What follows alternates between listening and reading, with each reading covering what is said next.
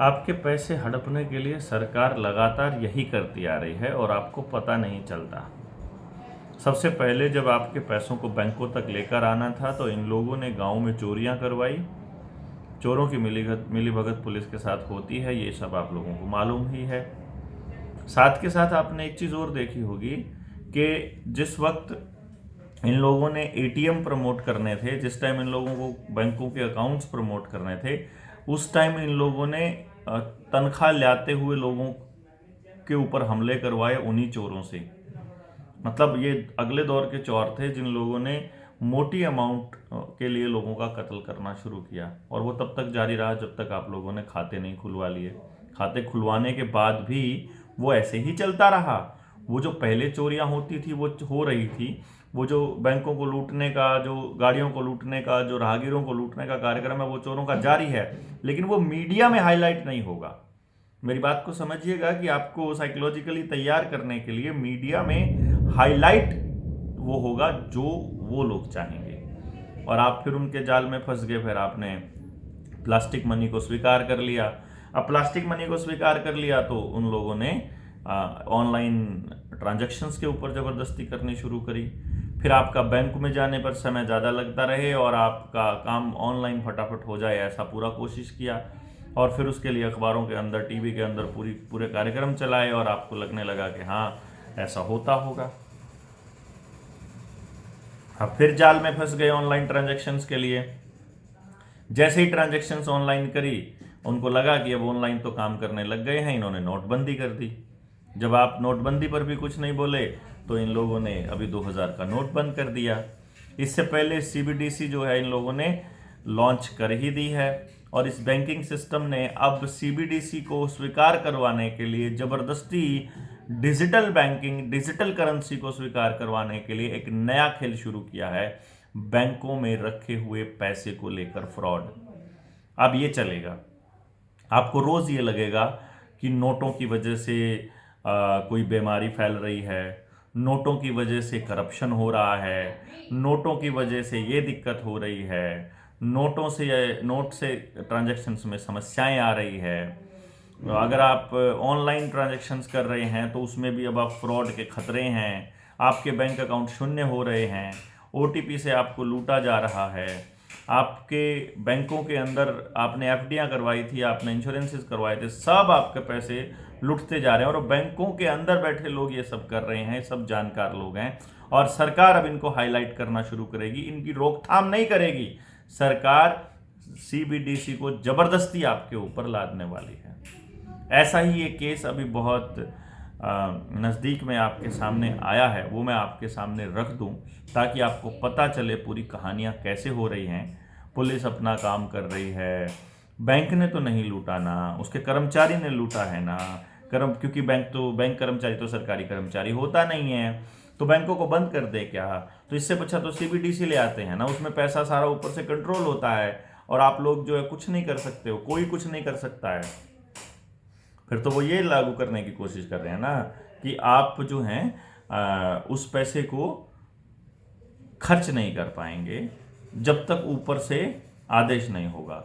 तो ऊपर वाले आदेश का इंतज़ार करने के लिए आपको सीबीडीसी में धकेलना ज़रूरी है, क्योंकि तभी तो वहीं से तो आपको टोटल कंट्रोल की तरफ लेकर के जाया जाएगा। और ऐसे माहौल बनाए जा रहे हैं, वैसी वीडियोस को खूब चलाया जा रहा है, आपका माइंड जो है वो डाइवर्ट किया जा रहा है, आपको इस बात को मानने के लिए मजबूर किया जाएगा कि सीबीडीसी बेहतर विकल्प है, और डिजिटल करेंसी मतलब टोटल गुलामी। आप एक बार इस मसले को पूरी तरह से समझ लीजिए, क्या है मसला। मेरे बोलने से ज़्यादा ज़रूरी है आप इस रिपोर्टिंग को सुनिए। मैं ही विक्टिम हूँ इस बैंक की। मैं बहुत ही वैल्यूएबल कस्टमर हूँ इस बैंक में। मैंने कई एफडीज, सेविंग अकाउंट और कई पॉलिसीज और लाइफ इंश्योरेंस पॉलिसीज और सिप्स वगैरह कई मैंने इस बैंक के थ्रू करा रखी है। इस बैंक पे मुझे बहुत ज़्यादा भरोसा था। बैंक ने एक हिमांशु पारिक नाम का रिलेशनशिप मैनेजर बैंक ने मेरे लिए अपॉइंट कर रखा था, और बैंक शायद हमसे बिजनेस लेने के लिए बार बार बैंक हमको उसको भेजता था। हमें भी सुविधा थी, भाई घर बैठे हमारी एफडी वगैरह बन जाती थी। इतना नाम हो रहा है इस बैंक का, तो हमें पूरा विश्वास था कि बैंक ने जिसको भेजा है वो भला ही आदमी होगा, जिसने हमारे एज ए रिलेशनशिप मैनेजर जिसको भेजा है, तो उससे हमने एफडियां करवाई। पहली एफडी की मैच्योरिटी थी 24 मई अभी 2023, अभी इसकी मैच्योरिटी थी। जब मैं मैच्योरिटी पे आई तो पता चला, पहले तो बैंक के कर्मचारी हक्के बक्के से स्क्रीन पे देख रहे हैं, उन्हें कुछ समझ में नहीं आ रहा, एक दूसरे की तरफ हल्की हल्की इशारेबाजी हो रही कि ये हो क्या रहा है, इनको दिख क्यों नहीं रही है एफडी। उस वक्त वो हिमांशु तो था नहीं यहाँ पे, और बैंक के कर्मचारी हक्के बक्के थे। आपके पास कागज भी थे? मेरे पास एफडी के कागज थे, ओरिजिनल एफडी के कागज थे मेरे पास। तो फिर वो हक्के बक्के जब एक दूसरे को देख रहे थे तो मुझे भी डाउट हुआ यहाँ चल क्या रहा है ये। तो फिर इतने में कहीं से हिमांशु आ गया, जिसने उसको किसी ने या तो इन्फॉर्म कर दिया होगा कि यहाँ अभी हंगामा होने वाला है, तेरे तूने एफडी बनाई वो स्क्रीन पे नहीं दिख रही है। हिमांशु आ गया, हिमांशु आया तो वो मेरे को समझा रहा था कि मैम आज 24 तारीख है, कई बार आप तो खुद समझदार हो, कई बार एफडी मैच्योर होते थे शाम तक हो जाती, कल हो जाएगी, आप चिंता मत करो। थोड़ा मैंने भी सोचा कि हाँ कभी कभी एफडी हो सकता है एक दिन लेट हो। मैंने कहा चलो आज अपन एक दिन और इंतजार कर लेते हैं, साल भर अपन ने इस एफडी के मैच्योरिटी का इंतजार करा है, आज एक दिन में क्या जा रहा है, एक दिन इंतजार कर लेते हैं। 25 को मैं फिर आई, फिर एफडी की मैच्योरिटी नहीं। उस वक्त पर मैनेजर नहीं था तो मैं स्टाफ से बात कर आके वापस घर चली गई। एक दिन मैंने जैसे तैसे इंतजार करा, दूसरे दिन मुझे डाउट हो गया कि मेरे साथ फ्रॉड हो गया है, कुछ हो गया है मेरे साथ। हम उसको कहीं से ढूंढ ढांड के पकड़ के ले आए यहाँ पे, हिमांशु को हम 2-3 जने थे, पकड़ के ले आए उसको, और फिर लाके उसने कबूल करा कि उसने फ्रॉड किया है। उसने बिल्कुल ओरिजिनल जैसी लगने वाली एफडी बना ली, जिसमें बैंक का QR कोड भी था, बैंक की मोहर भी लगी हुई थी। आप इसी पे तो यकीन करोगे, ऐप पे तो अब दुनिया देखने लग गई है। हमारे बाबूजी ने बरसों सैकड़ों एफडियां बनवाई, वही आता था बॉन्ड, उस पर भरोसा कर लेता था, जिसमें बैंक की मोहर लगी होती थी। कौन सोच सकता है कि ऐसा हो जाएगा किसी के साथ में, वो भी ऐसे बैंक में। अब बैंक है, बैंक ने उसको पुलिस को पकड़ा दिया, बैंक चाहती पुलिस उसको मारे कूटे उससे ही वसूले, इन्होंने अपना पल्ला झाड़ लिया। अगर ये बैंक हमको एक बार भी आश्वासन देता कि आपका हार्ड अर्न मनी है, आपने हमारे नाम पे दिया, आपने किसी हिमांशु पारिक को तो दिया नहीं, आपने तो इस AU बैंक के बैनर को दिया है पैसा। तो पुलिस ने क्या कार्रवाई की उसके लिए? पुलिस उससे पूछताछ कर रही है, पुलिस अपने हिस्से का काम कर रही है, पुलिस से हमें कोई शिकायत नहीं है, वो अच्छे से कर रहे हैं अपने हिस्से का काम।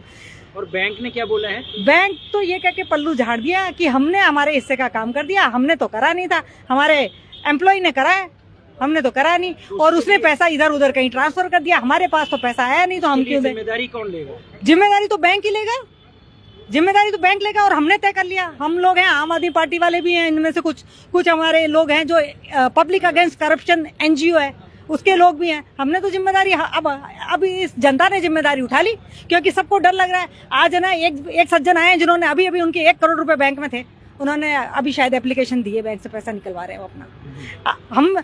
हम अगर रोज यहाँ पे अगर आने लग गए ना, ये खाली एक 32 लाख के लिए ये ऐसे कर रहे हैं ना, हमको परेशान कर रहे हैं कितने वैल्यूएबल कस्टमर को।